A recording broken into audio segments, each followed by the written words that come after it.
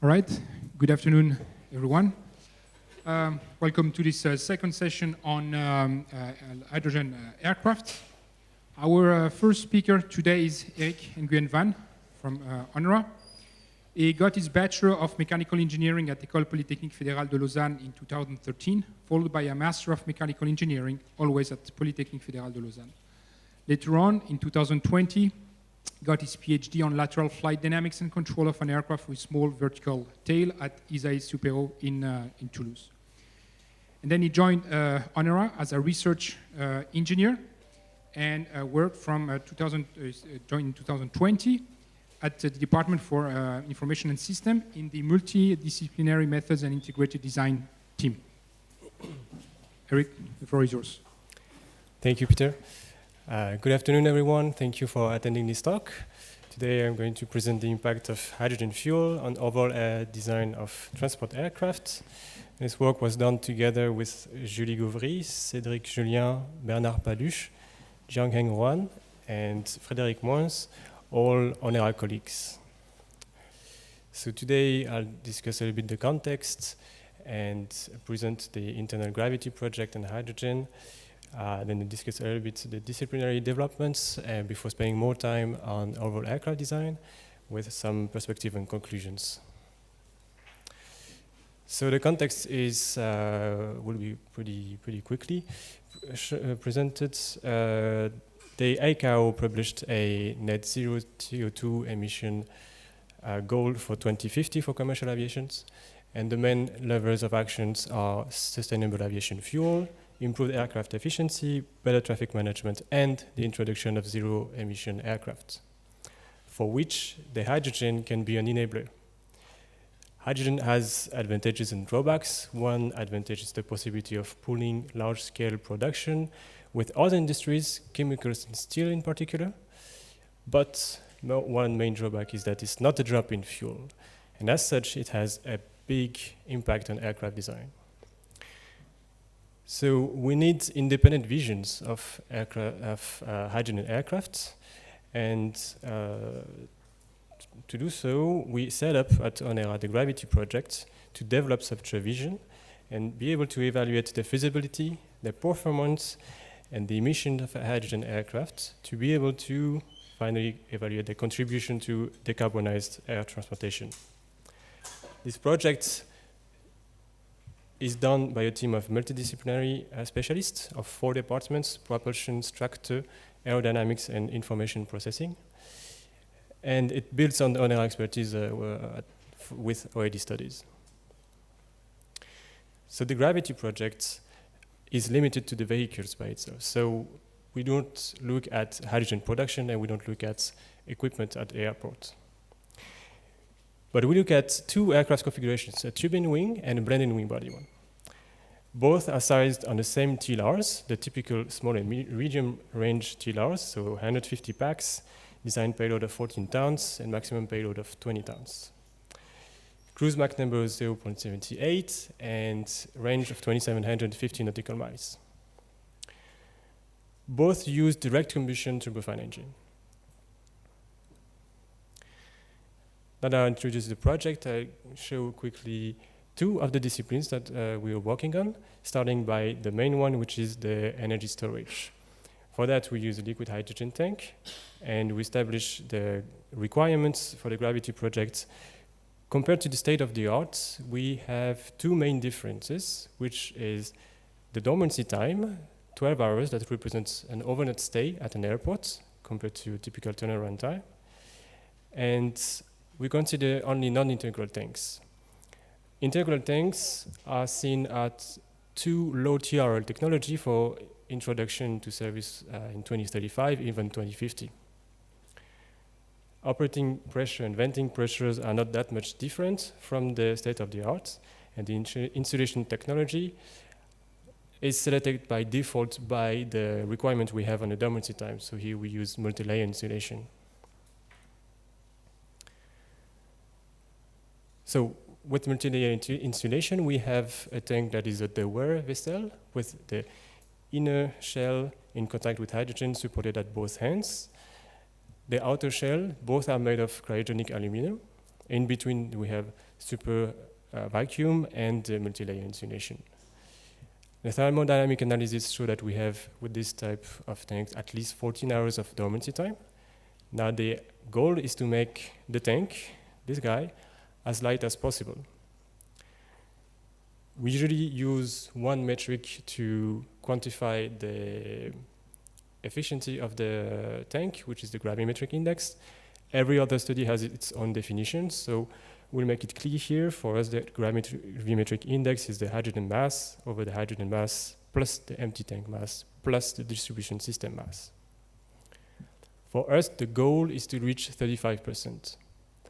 But since we still have a lot of variability into the tank mass estimation and the distribution system mass, also we observe a high variability in the literature, so we consider a range between 30 to 80% in order also to highlight the sensitivity of the aircraft to the gravimetric index of the tank. The other discipline that I would like to talk today is the engine performance. So the main challenge with hydrogen is that it burns hotter than kerosene, and hotter means more NOx. So the main challenge for the team is to design new injectors and a new combustion chamber to avoid the formation of NOx by favoring here a lean premix combustion. The other task that this team has to solve is to estimate the performance of a hydrogen burning engine and compare it to a traditional kerosene engine. And a reproduction of the LEAP engine, we see with the same engine architecture, so without redesigning the engine, just switching the fuel, we have a little bit less thrusts, and the specific fuel consumption of the hydrogen is a little bit better than the kerosene when we compare at the same energy content. So if we do the ratio of the specific fuel consumption, we have a ratio that is a little bit higher than the ratio of specific heats of the two fuels. So we have a little bit better engine on the point of view of fuel efficiency. However, we don't use this advantage in the evaluation of the aircraft performance. We stay conservative as we don't know yet whether we will be able to use that or if it's going to be eaten up by some other systems. And with that, I will go to the overall aircraft design, and starting by the softwares that we use for this task here.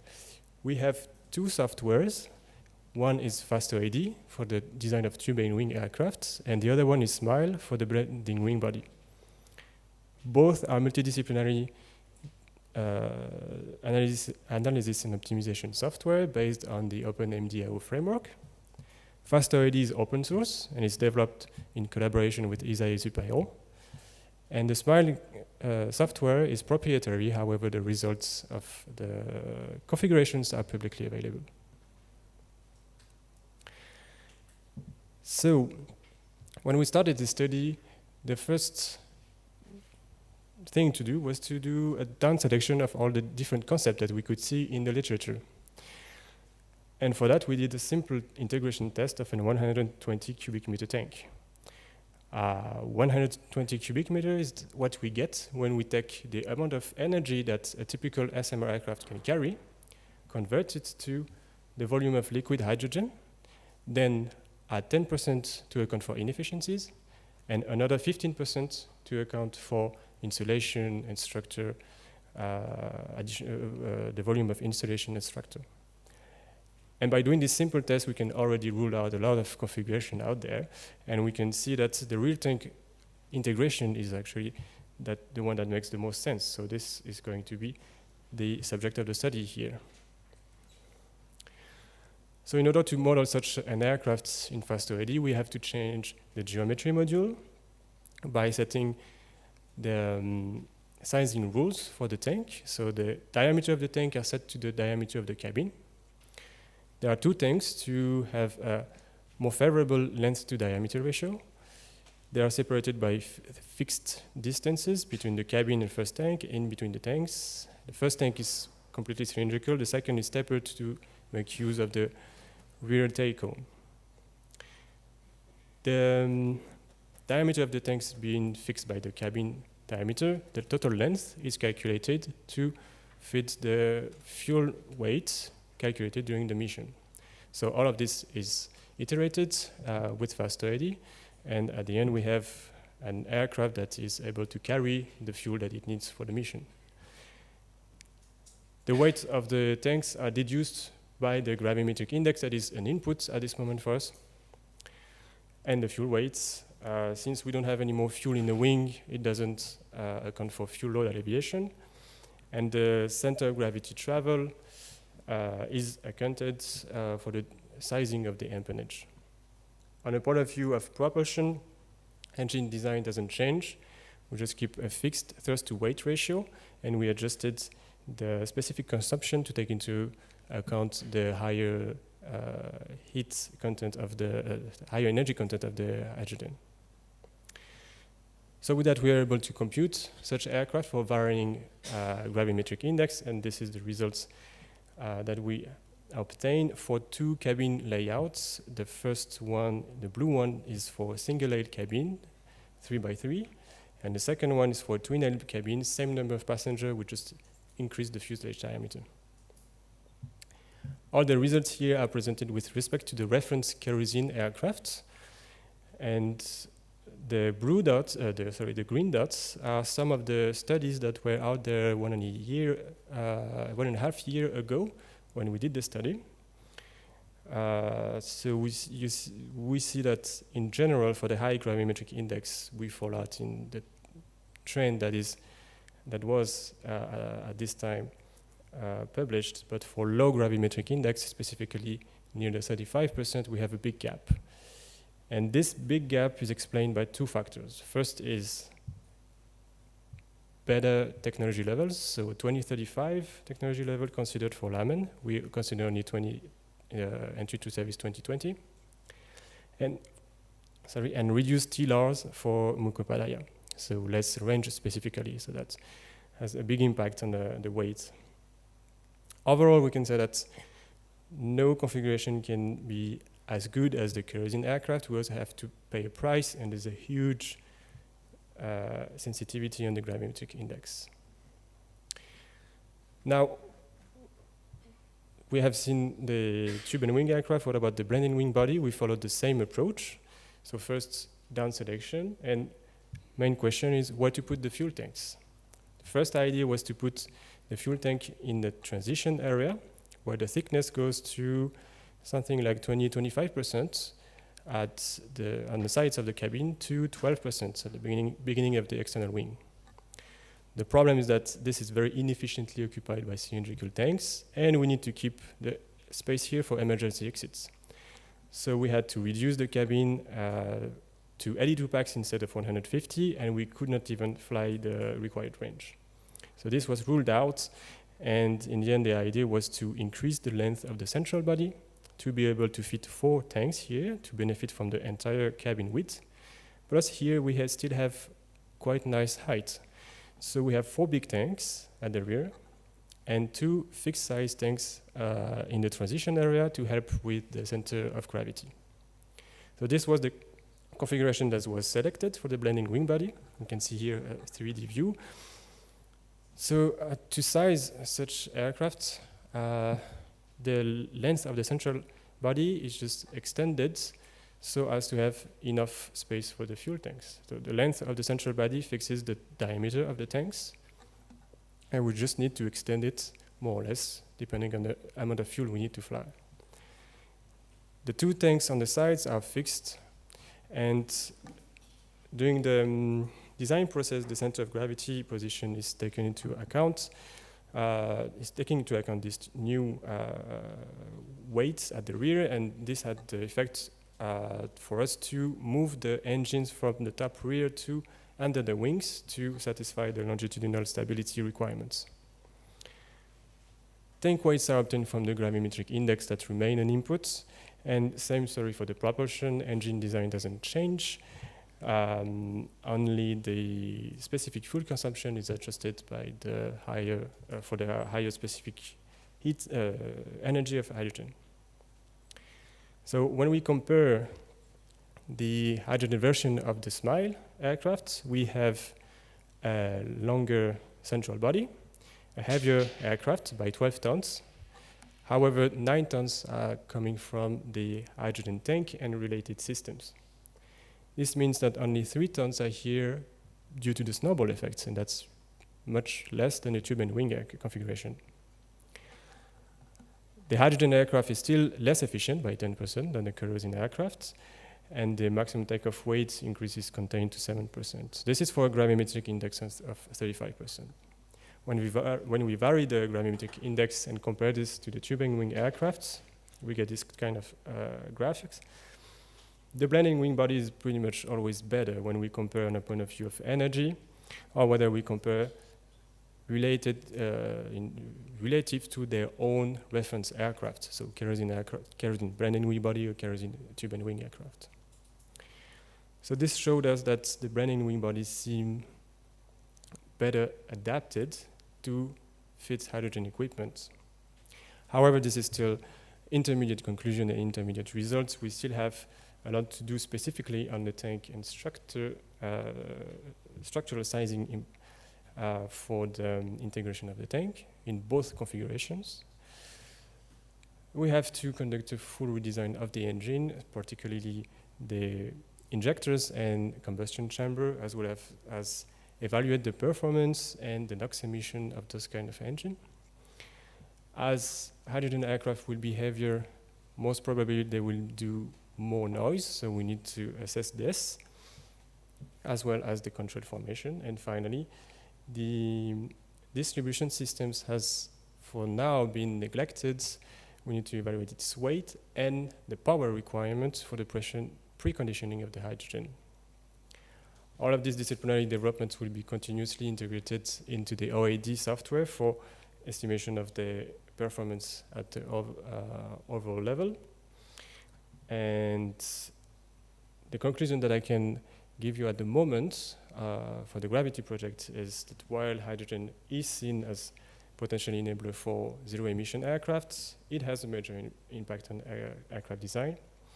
We need independent views on those impacts. So ONERA has started a project to evaluate the design challenges, develop the solutions, and evaluate the performance of LH2 aircraft. And along with other research institutes, this will be a valuable insights for the public. This project is led by a team of multidisciplinary specialists and organized in a system-level approach. And the preliminary results show the large importance of the gravimetric index of the tank, and also the better adaptability of blended wing body to integrate LH2 fuel over the tube and wing concept. Thank you for your attention.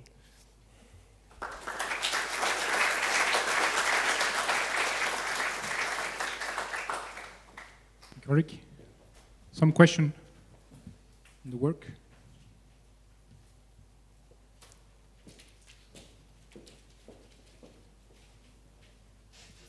In your initial slides, you showed about a concept with the 2 tanks on the center fuselage on the top, and then you said work under progress or something. Can you tell us a little bit about that? It's in slide number 2, I think. Yes, the top tank integration. Yes. What is the problem, or what is the view on that?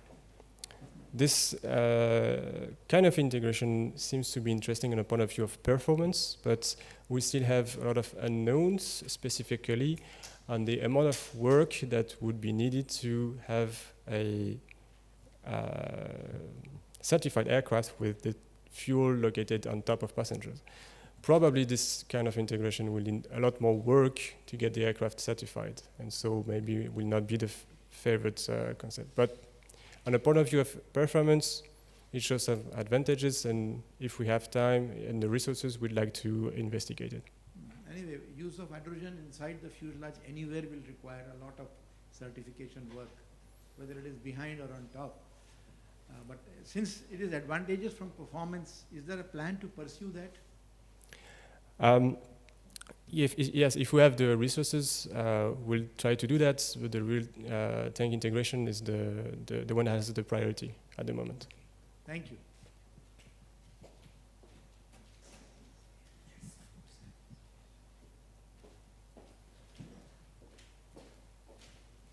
Hello, thank you for your presentation. You have mentioned 120 cubic meters. How did you get to this number and why? Like, is it connected to the range of the aircraft that you thought? Yeah. So we took the amount of energy a typical SMR aircraft can carry. We convert this to the volume of liquid hydrogen. Then we add 10% of inefficiency. That was a rough number took as assumption. And then we added on top of that 15% to account the volume of insulation and structure. And this gave us 120 cubic meter of volume to find in the aircraft. And for what was the range of the aircraft that you consider? This it's a typical SMR aircraft, so it would be 2,750 nautical miles. But I have to stress that this was not a fully iterated aircraft. It was just an integration test. So the aircraft, as such, was not evaluated whether it could do the mission or not.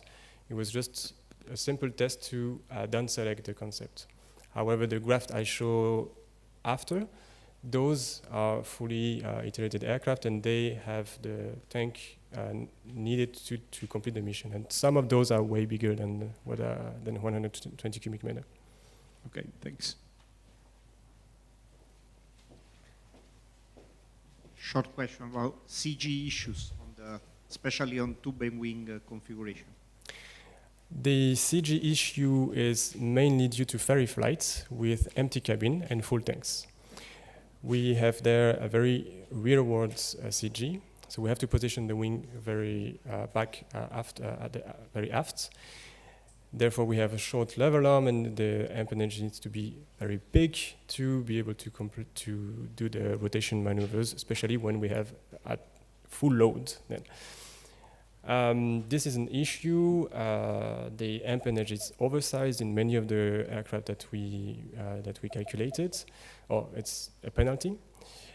And one way of mitigating this would be to restrict the ferry flight. That means if you absolutely need to do a ferry flight, you need to have ballast in the front. And in this way, we could shift the wing forward and limit the size of the empennage. Hi, thanks for the presentation. I have a question about slide number 7. Could you maybe go back? I don't have the control on that. Do you know if we can ask to show slide number 7? Oh, you can ask and I Yeah, see. there are some differences between the turnaround times. Basically, I interpreted it as, I think, as Yeah. the fueling times between the state of the art and the ones you are proposing in your OED design. Yeah, so Where does that come from? we selected a dormancy time for the tank. So the time up to which you need to vent to limit the pressure in the tank. We selected 12 hours. That is representative not of the fueling time, but of an overnight stay at the airport. So fueling time could be anything between 0 to 12 hours, but it's not selected based on the turnaround time. It's selected based on the fact that at least for a transition period, not all airports will be equipped with equipment to connect the aircraft and recycle the boiled off hydrogen. So in case an aircraft has to stay at one night at an airport, it has to do an overnight stay without burning off, without venting. How critical is this? How sensitive is this? If it would be 6 hours instead of 12, would that have a lot of impact on the rest of the design? It will mainly impact the choice of insulation. So in our case, with MLI, anyway, we have this kind of dormancy time. But if you reduce the time, then you could at some point use foam instead of multi-layer insulation. and you may have a lighter tank then. Okay, thank you. Okay, slide number 7 is coming a bit late. Yeah, sorry. Thank you very much. Thank you.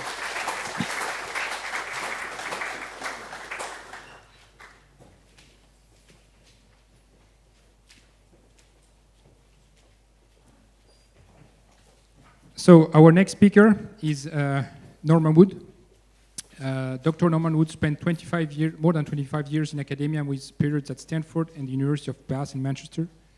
At Manchester, he was a professor of aerospace engineering and head of the Manchester School of Engineering. In 2005, Dr. Wood joined Airbus in Bristol, UK, as an expert in aerodynamics and flow control within the wing design team. He led a number of European and UK research activities and was involved on numerous activities related to flight testing of Airbus aircraft in Toulouse. He left Airbus in 2019 with the intention of relaxing retirement. Dr. Wood's concerns regarding sustainable aviation meant that in 2021 he joined the JKN Aerospace as a technical authority for aircraft design within the H2 Gear project. He has been responsible for both the development of a whole aircraft design capability and the generation of hydrogen fuel cell aircraft concept. He was recently promoted to technical fellow within JKN and continued to pursue pragmatic solutions to meet the net zero challenge. Norman, the floor is yours. Thank you, Peter. Every time I hear that, I kick myself because retirement should be good, right? And I ask myself, what on earth am I still doing here? But it's a commitment towards sustainable aviation, and having spent 50 years, I guess, making it unsustainable, I felt I had to do something to repay the debt slightly. I should also apologize that I just checked the online agenda, and my name doesn't actually appear on the paper, which is a bit strange, so I apologize for that. I'm not quite sure what happened there. It's on the paper version that you can access. But I just let you absorb the names of all the team we have in Bristol who have contributed to this. So I'm going to give you a little bit of a quick walk through what we've achieved in the last 3 years. And I want to just focus on 2 things to start with to make sure we're clear. I'm going to introduce a centralized cryogenic system architecture. And that really has been the focal point for everything that we've done within GKN Aerospace. And we'll look at why we choose it to be centralized, what that means. We'll look at what the cryogenics delivers and how we patch that together into a complete system architecture. The second thing I want to emphasize is the words notional platform. I was asked to join GKN to put an aircraft around a new propulsion system which used liquid hydrogen as its fuel and fuel cells as its power generation system. And you very quickly understand that you don't want to try and do this by shoehorning it into an A320 or anything else. You start with a blank sheet of paper. Even looking at retrofits, you give up a lot of range, you have a very rather short life expectancy until someone does a clean sheet design. So what we've done is we've built a lot of notional platforms to explore how you integrate all of these technologies successfully into a new aircraft. And the point I will come back to is how you find the sweet spots at which these aircraft like to operate. Okay, so we've seen a lot of presentations which take the A320 spec or a 737 spec and they try and reproduce that. Does that suit a hydrogen fuel cell power plant? We don't think so. So we'll talk a little bit about that, and that should be obvious when we get through. I feel I saw this slide about an hour ago in Jim Hellman's presentation. It's essentially the same information. The white curve is the number of flights. The yellow curve is the contribution to CO2. We look at that within GKN, and we fully accept that wide bodies are a real issue. And there's a whole debate that we could have about the use of SAFs, which we will be outside of this particular session. Our view in GKN Aerospace was that liquid hydrogen gave you a non-CO2 solution. And we observe that 95% of those flights are less than 4,000 kilometers. And they're responsible for about 60% of the aviation CO2. So if there is a sweet spot for hydrogen fuel cell aviation and aircraft, if we can fill that area up to 4,000 kilometers, then we're going to be able to make a significant contribution to net zero targets. So that became our mission.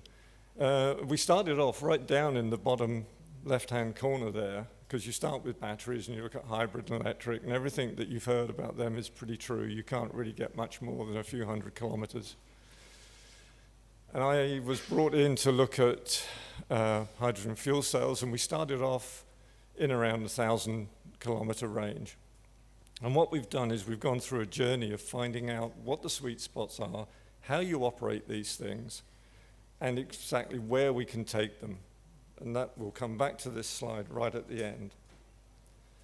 Now in GKN in the UK, we have launched 3 fairly substantial programs of research and development.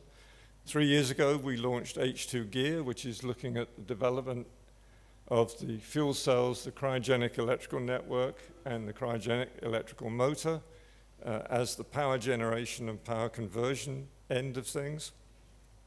That is now moving towards test and demonstration in some of our Bristol facilities at megawatt scale.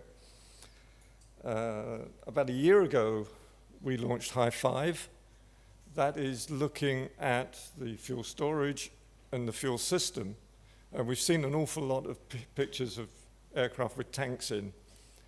You actually have to look at the other things you have to put in there to get liquid hydrogen into a state where you can use it.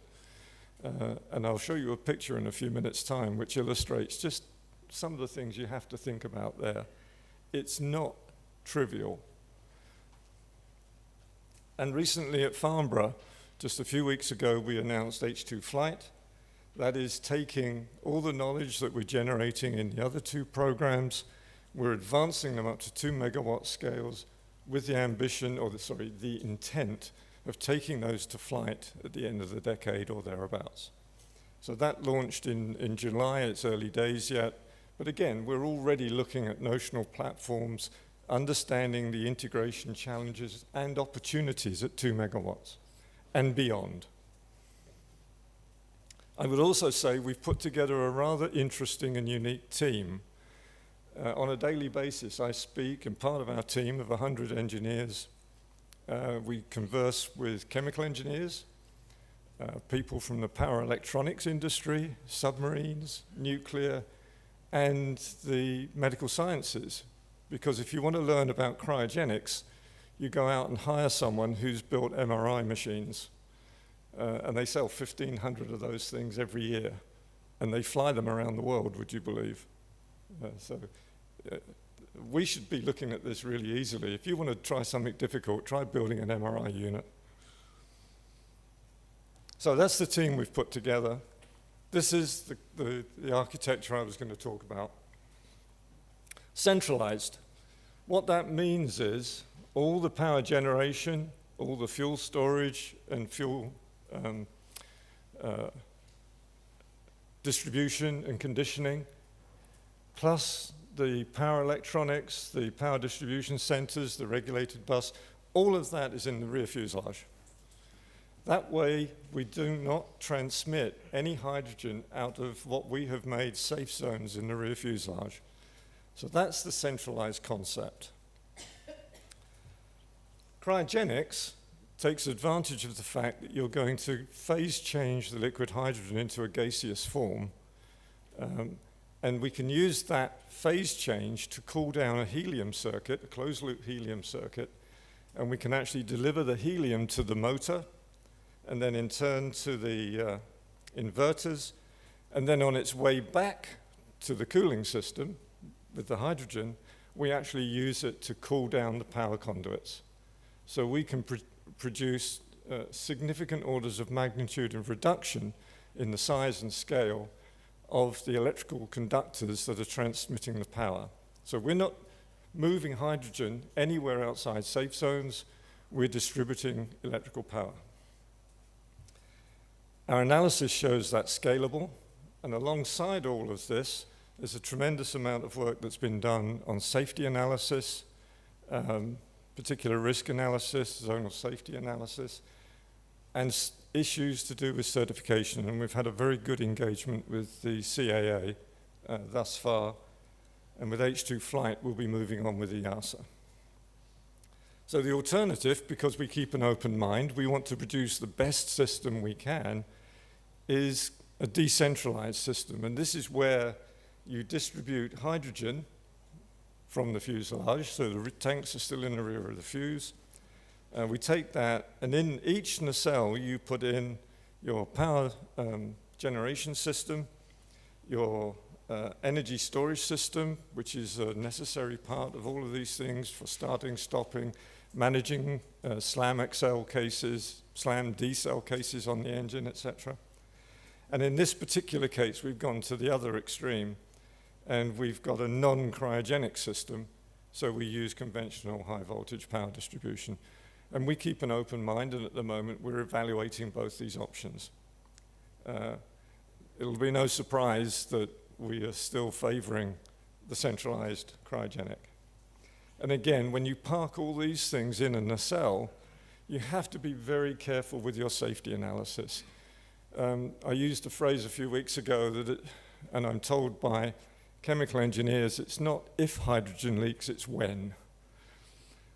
So you have to guard against things like gaseous hydrogen pooling inside a nacelle at all the conditions the aircraft could find itself at. And if you have a flammability limit of 2% by volume, you take very good care not to allow hydrogen to pool anywhere. It will vent very easily, but it will also pool very easily if you let it.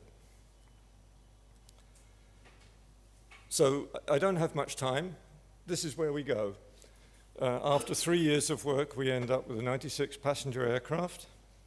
This morning we heard that 3+3 is pretty much the optimum. I'm not sure if the author is here, but thank you. Yes, you confirmed what we thought 3 years ago. The trade between drag of the fuselage, in terms of its length-diameter ratio, and the extra volume it accords you in the rear fuse for the propulsion system is a trade well worth pursuing. The high wing means we can route all of our power distribution, the helium conduits, etc., above the cabin, so there's no risk of leakage of any gas making its way into the passenger cabin. Where are we? 8 megawatts, 2 low pressure ratio fans, single stage fans, 1.3 pressure ratio, 2.6 meters in diameter, driven by an electric motor, which is cryogenically cooled. And this aircraft will get out to 3,000 kilometers. So what we're finding is that as we go bigger, subject to the limitations of how much hydrogen you can get in there, things get easier. And the other point I want to make here, oh, by the way, the block fuel on this thing is about 800 kilograms, block fuel. And there's some reasons for that. The other thing I'd point out is the Mach 0.65. We don't try to get 0.78 yet.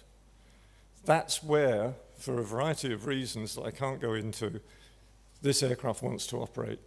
And it makes a tremendous difference on your overall block fuel to find the Mach number sweet spot where the whole system works best. So please don't try and make the system do something it's not happy at. There's a little view of what it looks like inside. I guess I should have labeled all these things, but you just got me to talk you through them. Twin tanks. We try not to produce tapered tanks. The gravimetric index just goes up. So we're sitting at a gravimetric index of about 0.4 on these two. So 2 tanks. All of the sort of cyan-colored blobs you see in there are actually the cryostats, the vacuum chambers which house the heat exchangers, the conditioning, and the areas in which we can bring the temperature of the hydrogen from 20 Kelvin liquid up to about 30 centigrade gaseous. If you don't do that, your fuel cells really won't like it. So you've got to build all of that in there. The slightly, whatever color that is, magenta or something, those are gaseous hydrogen buffers. Again, that's something we found we need because of the SLAM Excel case. You need to have support to allow the engines to meet the certification requirements from 15% thrust to 95% thrust in 8 seconds. Fuel cells are fine, they'll do it, but your air delivery and your fuel delivery will not match it. So we then take the hydrogen that's all nice and warm and gaseous, we put it into the fuel cells here. They're divided into 4 separate electrical channels. The air supply comes from turbo compressors in the rear fuselage, and the heat dissipation is through 4 independent channels of water glycol radiators, which are housed around and very close in proximity to the actual sources of the heat, which are the fuel cells. 50% efficiency, every megawatt of electrical power you produces a megawatt of heat. We spend an inordinate amount of time and effort on the thermal management system. If you don't do that, you'll go wrong. So the yellow box is the power distribution center and the energy storage systems. 4 independent channels again. You'll notice then that there are these light blue lines which come from the fuel system. That's the helium, now sitting at around 25 Kelvin. It stays gaseous down to about 4 Kelvin, so it's pretty interesting stuff. We take that directly to the motor, so we keep the motor between 25 and 30 Kelvin. That gives us efficiencies of more than 99% on the motor. We then bring the helium back through the inverters and down the yellow conduits, which also houses the actual electrical cables, which in this case are aluminium cables, and significantly lower resistance because they're sitting at around 60 Kelvin. So it's what we call hyperconducting. So in a nutshell, that's the system. I should say that each of these areas, so the tanks are in one safe zone, the power generation system is in a separate safe zone, and the turbo compressors are also at the back in a safe zone. So 3 independent zones with firewalls in between. That comes about because you do the high energy rotor failure analysis, and you find that if you've got rotor fragments going anywhere near hydrogen lines or high voltage lines, it's actually undesirable. So we park those well away and keep them safe. It also means the cabin's a lot less noisy because other than that, there's no moving parts in this. We did a lot of studies to look at the benefits of this, of putting the cryogenic system in. On the left-hand side here, these are all the sort of straightforward comparison of the masses of the cryogenic system. And by adding cryogenics in there, it's broadly mass neutral. You can see that the moving aggregate comes out basically to 0, so you're not paying a penalty. But the cryogenic system is at least 10% more efficient than a non-cryo system in terms of the overall powertrain. So what that means is the power generation system is smaller, so our fuel cell, our number of stacks reduces, and everything that goes with it, the balance of plant gets smaller, etc. Your energy storage system, which we use to supplement key points, gets smaller, and you use less fuel, so your tanks get smaller. So we end up with numbers which represent about 3% of the max takeoff weight. And when you think that these aircraft have a fuel fraction of less than 2%, that's actually quite a big number. We also have built a complete model, a complete holistic model of the whole aircraft, including the thermal management, etc. What that enables us to do is an interesting study, power generation system sizing. I'll walk you through it very, very quickly, but if anyone wants to talk about this afterwards, I'm more than happy to. You basically model the stack polarization curve. You pick some points on that. You look at the overall mass of the power generation system, and you look at the result at an aircraft level in terms of specific power or system efficiency. And what you can find is that the best point to work at, which is actually number 2 in this case, is not where you're working at the maximum specific power of the stacks. So you don't just max everything out, you have to look at the whole system, and we now use this tool every day to ask ourselves, how do we configure this system? I won't spend a lot of time on the energy storage system. It's key to our operational benefits. It saves us an awful lot of fuel. We're basically peak shaving a lot of the takeoff power using batteries. We use supercaps to give us regulation, supercapacitors to give us regulation of noise and unwanted signals on the power transmission. And we use the batteries at top of climb so that we can offset the power levels from the stacks and again reduce the stack size. And again, using a holistic model, we can optimize the ratio between stack mass and energy storage system. It works really well. So you think my boss would be dead chuffed with what we've achieved in 3 years, considering we're a team of 4 people, and we had nothing when we started 3 years ago. And he keeps badgering me, and so about a year ago I produced this effort. This is now 160 passengers. It's a twin-aisle aircraft, exploiting again the fact that fuselage barrel diameter is really the key to unlocking these systems. But it captures all of the other aspects that we've been talking about, centralized cryogenics, and you can see we're now able to push it up to Mach 0.7 because that seems to work with this system. And to come to the end of the story, we go back to this chart and we've shown that the notional platforms that we've defined and evaluated in a great deal of detail appear to be able now get us out to meeting the target of ranges up to 4,000 kilometers and being able to cover 95% of the routes that are flown on a daily basis. So the conclusions, centralized cryogenic hydrogen propulsion, scalable to regional and beyond. I hope that's clear. The cryogenic system gives you at least 10% powertrain efficiency improvement over non-conventional. And the holistic model is a huge opportunity for people to optimize and find the sweet spots in this new technology. And we've recently launched the H2 flight program to take it to 2 megs by the end of the decade. Thank you.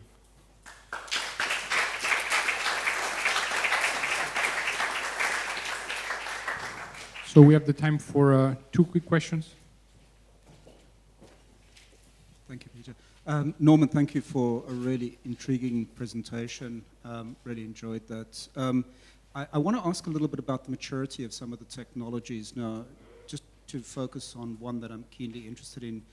The heat management system, the closed circuit helium system that you show there. What would you say is the current TRL level of such systems? Each of our technology, sorry, let me go here. Each of our technology teams has to derive a roadmap. These aircraft have been defined on a 2030 TRL-6 roadmap across the board. So we take the TMS, the stacks, the tanks, everything, and we get the best estimate of what the TRL level, the TRL-6 performance level will be in 2030. And then we do that for 2035, 2040 as well. Okay. But these are 2030 levels. Thanks for that.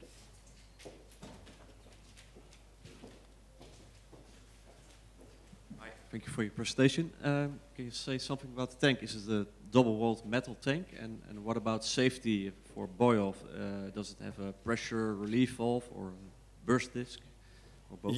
Yeah, we could spend several hours going through the fuel system. It's a double-wall metallic vacuum and MLI protection. We're currently evaluating dormancy. I was very pleased in the previous paper that we had 12 hours dormancy. In fact, we ask questions like, if you get stuck on the ground because of bad weather, Florence, for 2 or 3 days, what happens? It takes you 2 days to warm up a hydrogen tank, it takes you 2 days to get it back down to cryogenic temperatures. You don't want the tank to warm up. So we set very rigorous targets, no boil off on the ground, so no venting. We do have pressure relief valves in there, but we also have some quite innovative solutions for enabling that. So we're targeting dormancy of a week, but you have to put additional systems into the aircraft to do that.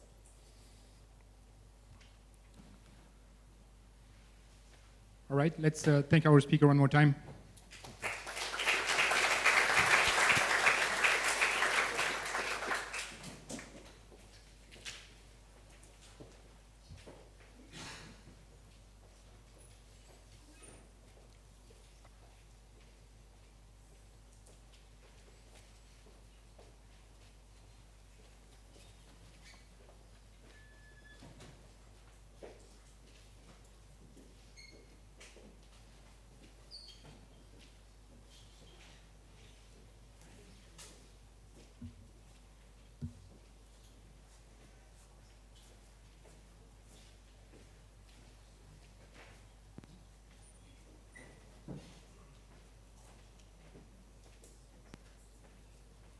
Okay, our third speaker is Gabriele Sirtoe. Gabriele graduated from Politecnico di Milano in 2019. He followed this graduation with a Master of Science in Aeronautical Engineering, always at Politecnico di Milano, up to 2020-21, and he started his PhD in Aerospace Engineering. The focus is on innovative concept and scenario studies for hydrogen-powered aircraft. And I would say that we can add that we had the pleasure to welcome him at Honora this summer. So thanks for the visit. And the floor is yours. Thank you. Thank you for the warm welcome and thank you for being there. I today will walk you through the preliminary sizing of hydrogen burning jetliner for direct operating cost optimization. So the work will follow this scale: introduction, market analysis and cost model, narrow body results, wide body results, and conclusion. So as we have already heard many times today, aviation has been improving its efficiency significantly. We have 60% of the energy intensity per seat compared to the 80s, but we have also 260% of the traffic levels. That means that we need to act further because the simple gain in efficiency is not enough to get to net zero as expected for the Paris Agreement by 2050. One solution that is being looked at is hydrogen as a new fuel. So hydrogen as a new fuel has some peculiarities linked to it. We have already broadly heard about the peculiarities linked to the integration within the aircraft. We need significant tanks which move from the wings to the fuselage, but also there will be an impact on cost. In fact, hydrogen as an energy carrier would be more expensive than kerosene, and so we need to identify how a hydrogen aircraft can be placed within the market compared to current kerosene aircraft. And so the work I will walk you through today will cover this. Basically a strategy that accounts for DOC from the very beginning of the preliminary sizing of hydrogen aircraft. So today we have about 26K commercial aircraft in service, of which 64% are narrow bodies and about 20% are wide bodies, with the rest being regional and freighter aircraft. For the utilization, we have on average 1,300 kilometers for narrow bodies and 5,500 kilometers for wide bodies. The expectation is that there will be a doubling of the fleet size in 20 years from now, out of which 75% of the deliveries will be narrow bodies. As of now, and also looking at the backlog for current orders, the favored class is the A321neo, so approximately 220 passengers and up to 7,000 kilometers, depending on the configuration of the aircraft. So we developed a cost model, which is based on a statistical model, but which has duly been modified to account for the hydrogen components. So the model that we use accounts for research, design, testing, and engineering of the aircraft. So basically what's on the OEM for the development of the aircraft, but also accounts for acquisition price, which basically accounts for the tooling and for the materials. So basically, the more aircraft are expected we deliver for that particular model, the cheaper those costs will be per frame. From there, we can obtain a purchasing price, which also accounts for the gain for the OEM. It's very interesting that for a short-haul aircraft operating a 1,300 kilometer mission, we have approximately 43% of cost relating back to ownership and approximately 20% of expensive relating back to fuel and airport fees. So we have validated this cost model, applying it to the A321, for which public data were available. We see that our model is very capable of capturing the trend as a function of distance, so the cost per available seat kilometer, but we do have a significant difference for shorter routes up to 1,000 kilometers. Nonetheless, the price per unit was captured by with a 1% error compared to what's publicly available, so that was still a very good result. So the cost model was coupled with Hyperion, which is a preliminary sizing aircraft tool, which has been developed originally for regional aircraft with innovative propulsive configurations, and which has recently been extended also for hydrogen-powered aircraft. So Hyperion is an iterative methodology which starts from the convergence of the mass equation, and particularly for hydrogen-powered jet aircraft, we have the components listed in the blue box. So the airframe, the payload, the engine mass, the fuel mass, and the tank mass. Each of these components comes from a different modeling, except for the payload, which is defined as an input. So more particularly, the airframe is computed as a build-up approach, and that's particularly needed for addressing the hydrogen component. For the propulsive components, we have a physical model that allows us to actually detail the performance and the mass of the engine. From this initial convergence, we switch to the simulation of the sizing mission, which is based on the flight mechanics equation, which permits for a correction of the initial gas, which in turn leads to the size aircraft. I will also give more details on Hyperion tomorrow at a different presentation if you're interested. But this framework, considering both DOC evaluation methodology and preliminary aircraft sizing methodology, has been used to carry out a trade-off study which aims to find a sweet spot for hydrogen aircraft. So in particular, we have actually considered some very high-level variables which are not necessarily linked to the hydrogen utilization.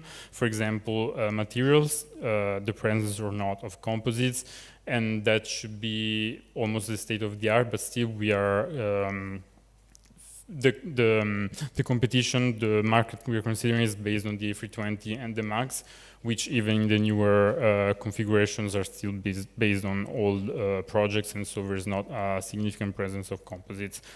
We envision also a variation of the engine BPR, some aerodynamics parameters such as the wing aspect ratio, the thickness of the cord, and the sweep angle.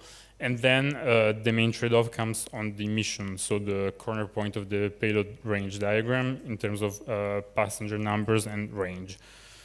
The DOC model was firstly validated on the kerosene burning case for the A320, and we see that the minimum for the A320 is close to the actual point, both in terms of Mach exploration and aspect ratio exploration. So we have the minima for the fuel per block hour and DOC at approximately 10 of aspect ratio, whereas the actual A320 is at 9.3.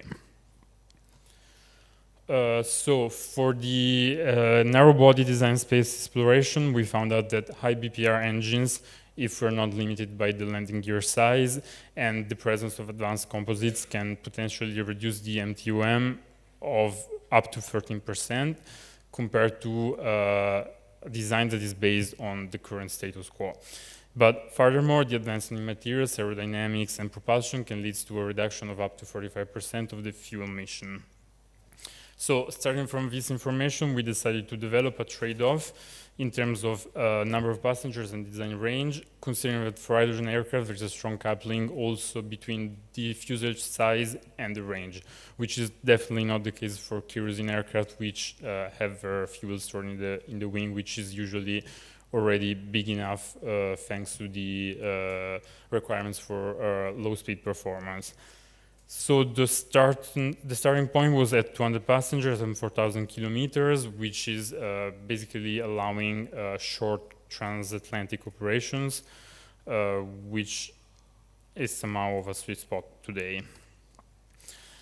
Starting from there, we assessed some different parameters: the aspect ratio, the thickness over chord, and the sweep at chord quarters, and the range that you see in the table.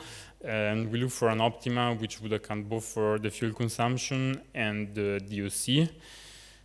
And of course, we found a very trivial but still important result that depending on the expected hydrogen price, which is still very uncertain for future scenarios, we will see a different optimal cruise speed, spanning from 0.85 down to 0.79 Mach, as we can see in the bottom right plot. So in the first column of this result, we see the reference aircraft, so basically NA320-like aircrafts sized for hydrogen already. And on the right column, we find the results for the DOC optimized AC. In this case, the optimization was not actually to minimize the DOC, but was actually to profit from these aerodynamic and propulsive improvements that we introduced to actually make the aircraft more capable while maintaining the same DOC, basically. And so we have been able to increase the design range back to 4,000, which was our initial sweet spot identified from the market analysis, by increasing the cruise Mach up to 0.82 Mach, which could be seen as somehow counterintuitive, but that's because there is a strong correlation between the number of flight cycles and the cost, so the operating cost of the aircraft, which was in the DOC model that we used. So basically, we can, let's say, basically profit better of the aircraft that we bought by increasing a little bit the cruise speed. Nonetheless, we have a slight energy efficiency reduction by 1.4%, as indicated by the payload range energy efficiency indicator in the last row. A very similar analysis was carried out for the wide-body aircraft as well. In this case, we have considered, first of all, an assessment of the abreast number of seats, while maintaining a circular section for the fuselage. This was not assessed in this work. It was found that the 8 abreast configuration was more efficient in terms of DOC and MTOM for the reference we were looking at 350 passengers and up to 12,000 kilometers. Nonetheless, again, we looked at the coupling of the design range and passenger numbers.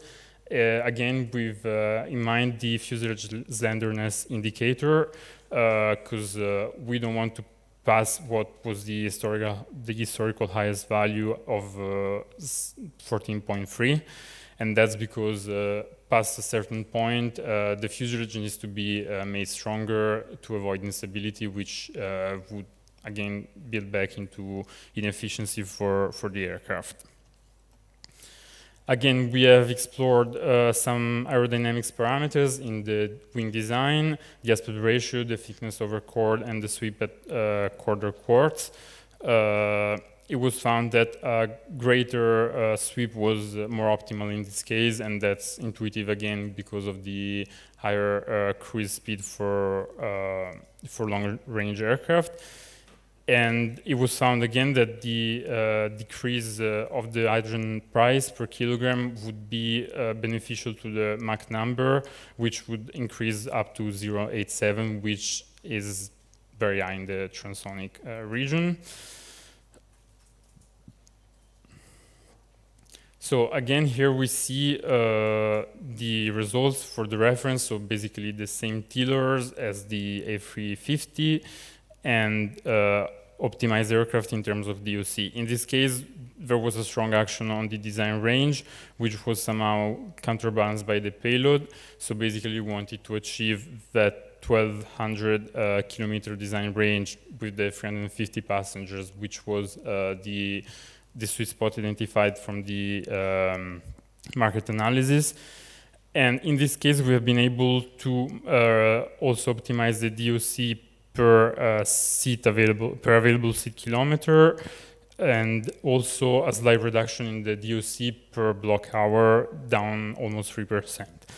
Furthermore, it was interesting to notice that these different designs, so basically reducing the design range and increasing the payload, would enhance the payload range energy efficiency parameter, which details how much energy is used to carry out a unit of payload over the design range. So to conclude, Hyperion was a good tool to carry out the preliminary design of hydrogen aircraft, and it has a good sensitivity to different parameters which can be traded off within the preliminary sizing strategy. This tool, coupled with DOC model, can help us identify sweet spots for the preliminary design of hydrogen aircraft.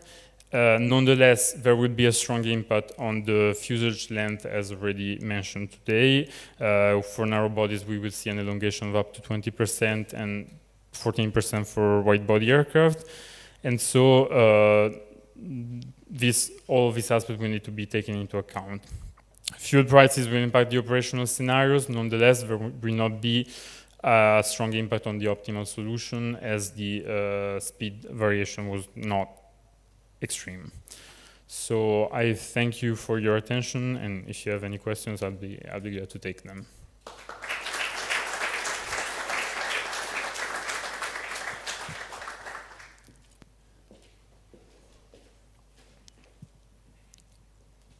Very nice study. I observed that even though your fuselage is longer by 20 and 14%, the horizontal tail size does not change at all.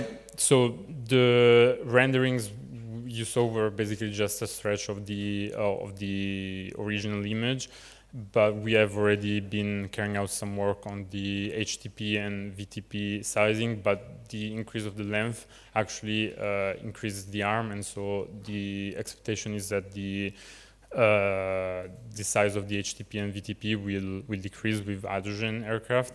Nonetheless, there needs to be a very strong CG analysis, as the payload does not move significantly around during the operation, but if we have the time within the fuselage, of course, we will start with full or somehow filled tanks, which as the flight evolves will get lighter and lighter.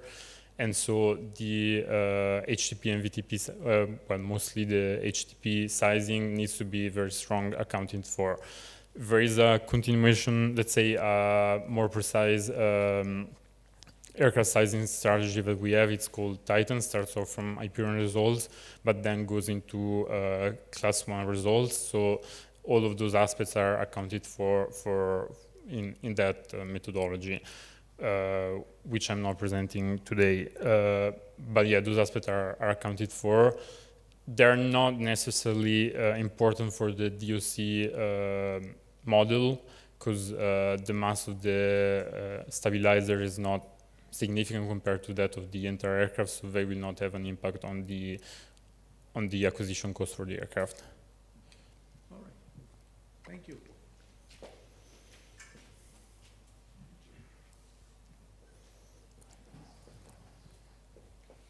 Thanks, good presentation. Just a question concerning I saw the delivery price of the aircraft is between 5 and 10% lower of the reference. And also, what is the hydrogen cost that you have considered? I mean, time horizon. The time horizon was 2035, but there is a plethora of literature. That one was particularly optimistic, in my opinion. because it was between $1 and $3 per kilogram, which would be a dream in my opinion. But let's say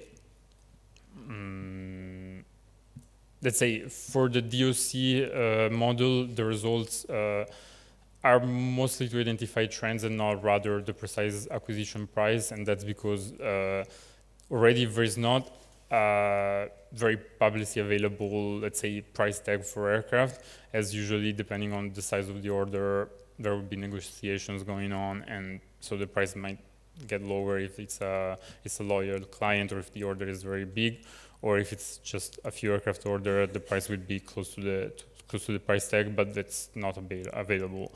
So mostly the DOC model was to actually capture trends and not to put, let's say, a price on the aircraft. That's not the ambition. We don't have the insight onto the actual construction building cost as a manufacturer would have. So it's mostly to capture trends.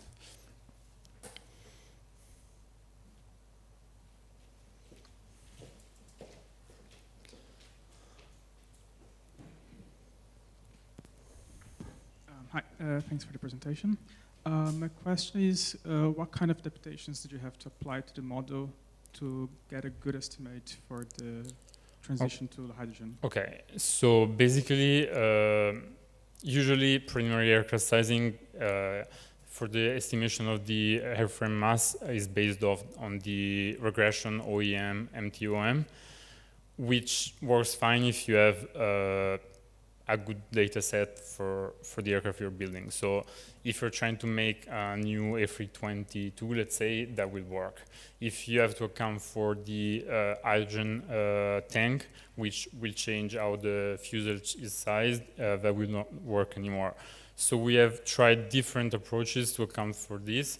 The first was to actually build a regression onto the payload.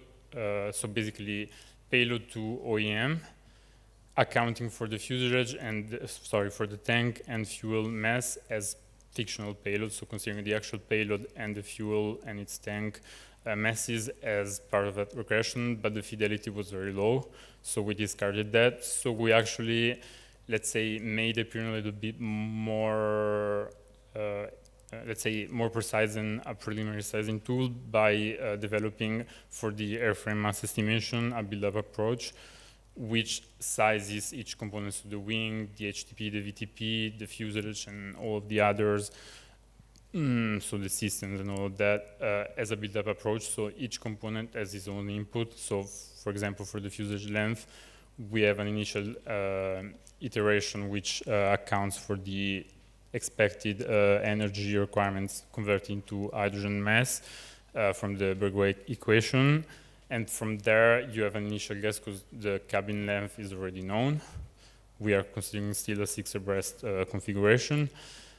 And from there, we iterate, and so we account for how much fuel is we need for, and so we stretch or elongate the tank accordingly with the boundary of the diameter, which is sized by the cabin diameter. So that was the main modification, which would allow us to model the fuselage mass as a function of its length, but just for the fuselage and not for the entire airframe, which would not work otherwise. Thank you.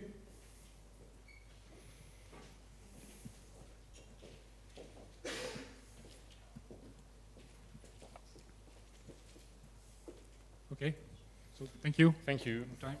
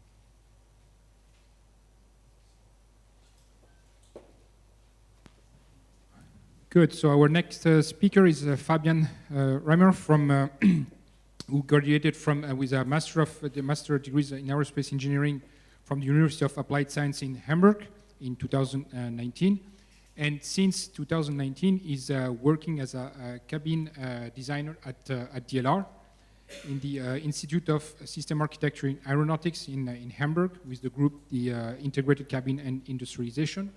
And his research focus is investigation of a digital and user-centered design process for future aircraft cabin concept using extended reality. The floor is yours. Thanks. All right, so after we've seen lots of airframes and structure, I would like to take a little more inside of the whole thing into the cabin area. And so first of all, I'd like to start with this picture. So as you might recognize, it's actually myself sitting in my new apartment a couple of months ago. And I don't know who of you recently moved, but I guess most of you will be able to relate here. It's a mess, it's chaotic, you don't find anything. And you start to make stupid decisions like this guy here. So to charge my laptop, I decided to go for a classic combination of 2 extension cables instead of using the plug just 1 meter away from me. I hope our OT guy is not sitting here in the crowd, but that actually worked. But however, today, of course, don't want to talk to you just about me making stupid mistakes. I'd like to talk to you about understanding new environments and how to use immersive techniques to make the right design decisions based on your needs. So let's start with this picture. So throughout the conference, you might already and you will see a couple of brilliant solutions which how we can fly sustainably in the future. And this is just an example from our exact project at DLR, where we are able to calculate, describe different kinds of future aircraft types and which might show a direction. And we can create those models and we can create also those beautiful pictures, but what's happening in the inside? We don't know. It's just a blank paper till now.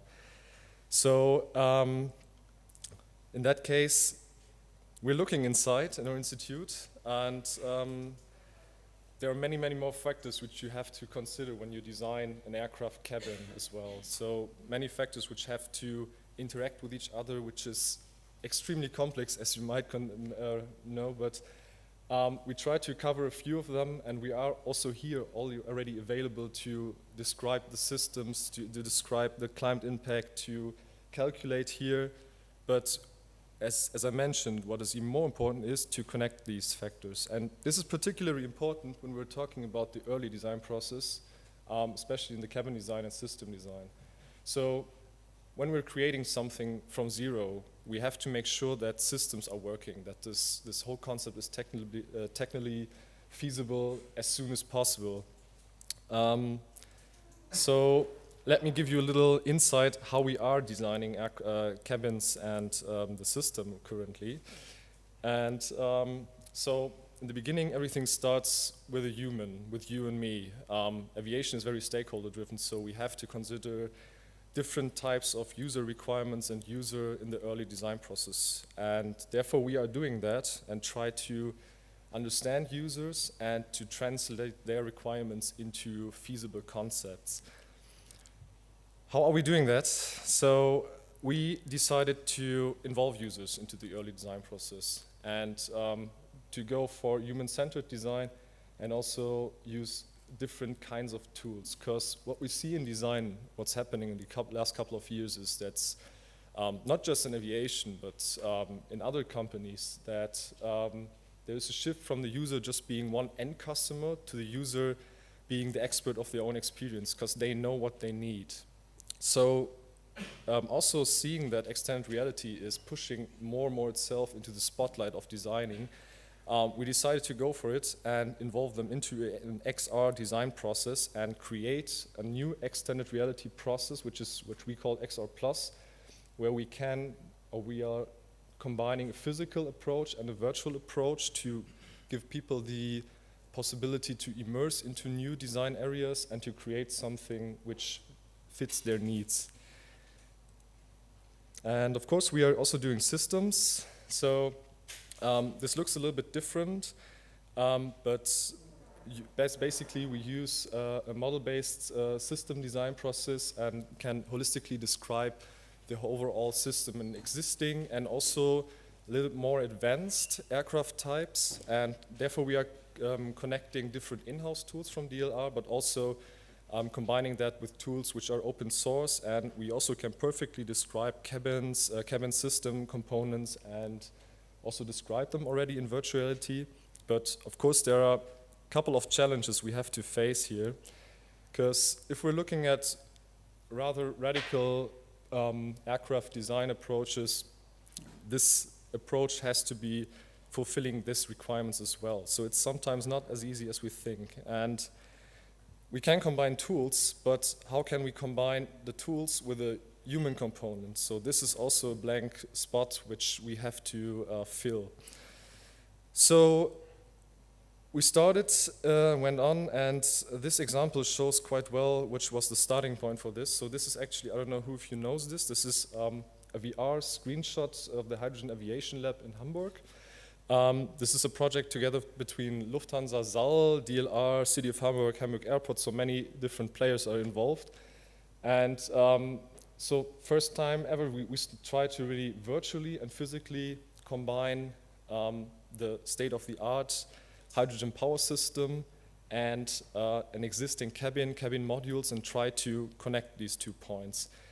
And we saw many advantages what this approach brings to us, but also here lots of different blank spots we just don't have anything, and we just easily say, okay, this doesn't connect, or there is no connection between point A and B.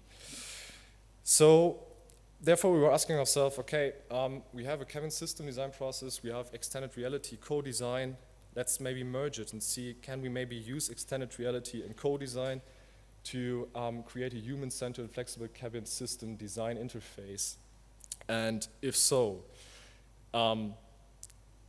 which component of this design process do we need? Do we need the virtual, the physical process? Is maybe one process enough? We don't know, because, yeah. So this is also one very important question we were asking ourselves, as well as if we have to use both scenarios to immerse into the scenario. In which sequence do we have to do that? How can you better understand the new environment if you're using physical first or virtual first? So we went out and didn't waste any time and initiated a quick study, a comparative study, invited 6 participants with 0 to few design expertise or VR expertise. We had 2 participants in hydrogen research, hydrogen system background, 4 participants with a background in aircraft cabin manufacturing. So just a small sample, but very important stakeholders in this development process. And those 6 people were put together or distributed in 2 groups with 3 people. And they had to do 2 tasks in 2 environments, a physical and a virtual mock-up.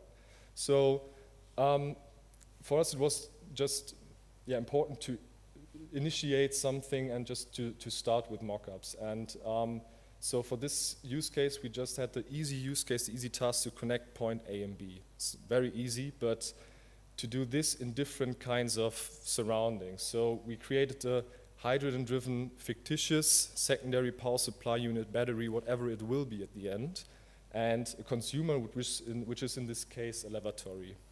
And we changed the scenario a little bit between the physical and virtual environment. And so we also measured data. So we were asking the participants to fill out a questionnaire. So we collect the subjective data, so asked for system usability scale data, so also co-creation experience, adapted these methods to our needs, and collected objective data in terms of time. So that's the physical mock-up. So what you see here is actually a light mock-up we have in our institute. It's very basic, 3 seats, 3 economy class seats, 3 seat rows, lining, head tracks, side walls, so you might recognize it as a part of a cabin. And we also created a very fictitious and very easily made lavatory and a secondary power supply box or a power distribution box.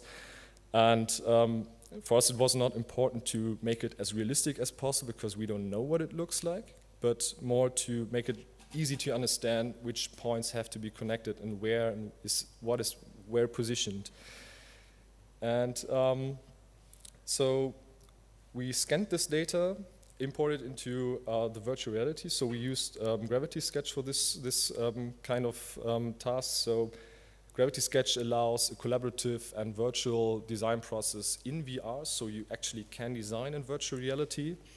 And also here we create a very fictitious scenario, changed the setup a little bit, and twisted or repositioned the lavatory. Also the power unit or the battery was designed like this, but also here this has not to be the right design for this, and positioned it into the lower deck area.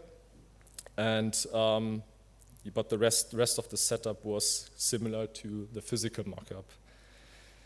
And yeah, so we gathered everyone together. We're discussing the scenario, immersing into the scenario. So explained the task, the very easy setup.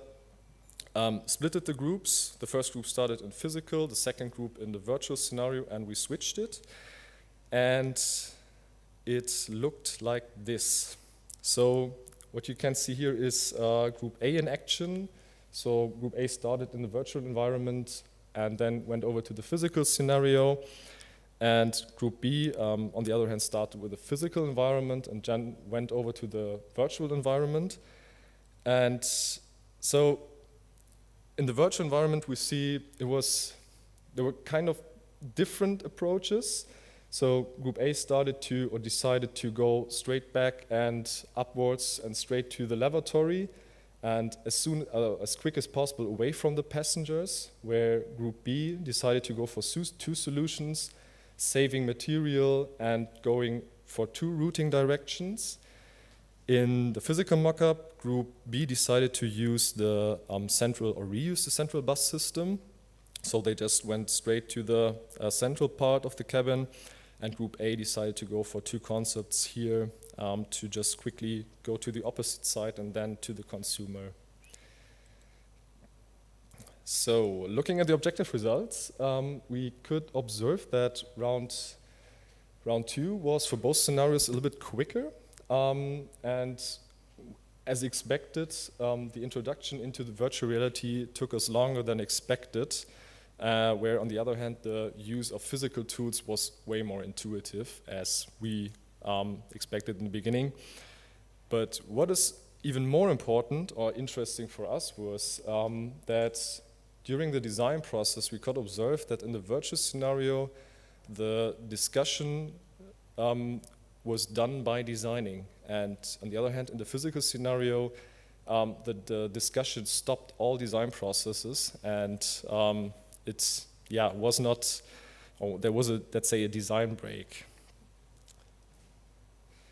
So let me guide you a little bit through the system usability scale. So all in all, we can say everything's in a good range. Everything's usable, so to say. So comparing virtual and physical, we can see that there is a slight more higher preference toward physical scenario in terms of usability. Comparing round 1 and 2, also here slight difference or preference towards round 1. And in terms of sequence, there are slightly to no big differences visible. And looking at the co-creation experience, everything was more or less in the same level. And so these are the average values. And from the experience point of view, the virtual platform was rated a little bit higher. The interaction, the group was rated as more pleasant in round 1. And looking at the different setups or different ranges, we see as the sequence physical and virtual was rated a little bit higher due to the fulfillment of predefined expectations. So let's get over to the key findings. So what we asked ourselves the questions in the beginning, and we can say, yes, extended reality and co-design gives us an option to design system interfaces virtually and physically. So both platforms allowed this immersive design process as well, and also immersing and collaborating in that process. If we're looking at the difference between the virtual and the physical space, again, everything was in acceptable range, but we could see slight preference towards a physical scenario due to the SUS score, and the experience was perceived a bit higher in the virtual platform. And in the different sequences, round 1 was rated higher due to usability, slightly higher in usability, but in personal experience, and physical and virtual environment was perceived as the best way to go. So let's get back to this guy. What can you take away from this session or from my presentation today? First of all, which is the most important point, yes, we were able to combine cabin design and system design. There is lots of work to do, but first time ever, we found a way to add the human component, which allows us completely new angles or different new design spaces, and especially early iteration process, which can make our design process way more efficient. Looking at the virtual and the physical scenario, so we're talking a lot about virtual designing, virtual processes. So we see that, of course, virtual design will have a bigger spot for us at least. But we see that the physical component, also seeing that round 1 and also the physical work is important. So we have to use maybe 2 sequences to give a better impression about the future scenario, but maybe use 3D printed models, very easy made 3D models we can quickly adapt to our needs and reduce the mock-up size here. And reducing the mock-up size, on the other hand, gives us lots of benefits, like saving costs and time. I don't know who of you has already built a mock-up. It's expensive. You have to fly it from somewhere, so it's also not really sustainable to work with physical mock-ups all the time. So it gives us lots of space to reduce this and to make quicker design decisions. And also VR allows us to connect people from all over the world, so we can connect stakeholders from everywhere together, which is quite a benefit. And as I mentioned, our work doesn't stop here at all, so these were just the first tiny steps we were taking. We have to link the virtual processes a little bit more closer, investigate the design, the specific use cases, because now where we're talking, this whole concept, power concept is already changing again, so we have to be on track here. And of course, including more stakeholders, different angles, different views, certification, so there's lots of knowledge we have to bring into this process to create a technically feasible concept at the early stage. So, that's already it so far. I don't want to leave this presentation without making some commercial for my colleagues. There are way more presentations in this conference, but feel free to join here and look at those presentations and the projects. And there's nothing left to say then. Thank you very much, and ask whenever you find me or now. Yeah, thanks.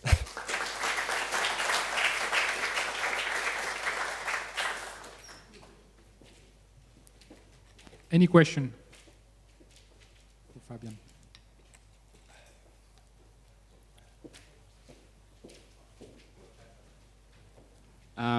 Hi. You said something about user-centric design approach and humans. What are these humans you want to bring into this process, and what do you want to improve between these humans, groups, and what's the benefit of this virtual reality? You can improve lots of different things. Let's say we have a very current example of manufacturing. So bringing people together or just communicating issues from whichever stakeholder you could name brings way more advantages in the whole design process, because sometimes it's really something very easy, like connecting A and B, but where do I connect it? And this is usually in the design process, this is transfer of tons of design models and 3D models, and then we use another tool and this can't be opened, and these are just tiny things which add up into a highly time inefficient process. So I think it's very open who you involve, but especially now for the manufacturing part, if you look at ergonomic positioning, how can I involve this completely new setup into this cabin? This it's possible within seconds to analyze this. So if I understand it right, you want to improve the communication between experts for technology integration. Yeah.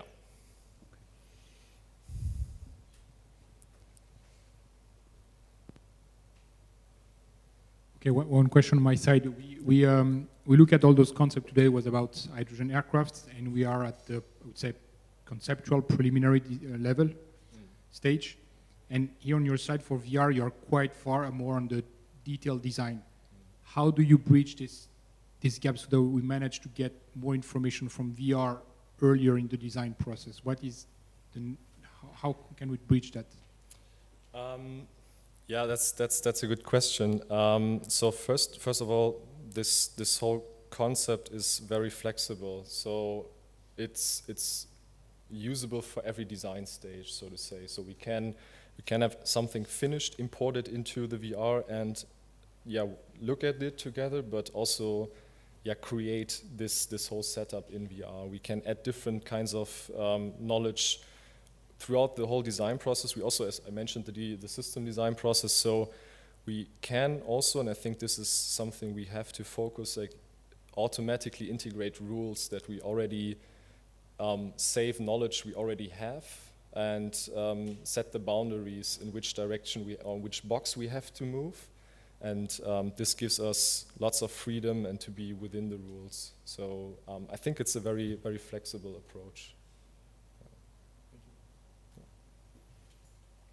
Well, if no more questions, we close the session, and it will resume after the break with Fabrizio Nicolosi chairing the session. So thank you all for attending, and thank you.